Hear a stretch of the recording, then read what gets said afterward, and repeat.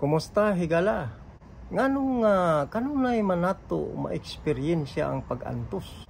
O nganong pirmi man magsunod-sunod ka nato kining mga pinulungana? Oo higala, bantay kini. Kung wala ang pag-antos, walay kalampusan. Kitang tanan mga tao muagi gyud og pag-antos.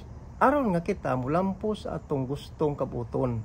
Magdato ka man o mapobre nga pagkatao, muagi og pag-antos. Ang mga dato naningkamot sa ilang mga buluhaton aron mulampos ang ilang mga pangandoy.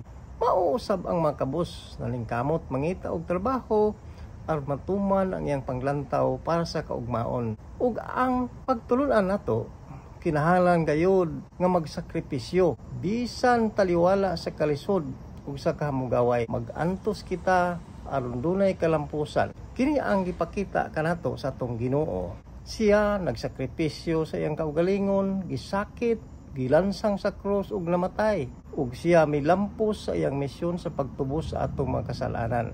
Pag-antos ug kalampusan ang atong pagtulunan. Hangtod sa sunod higayon, galaygon ang Dios.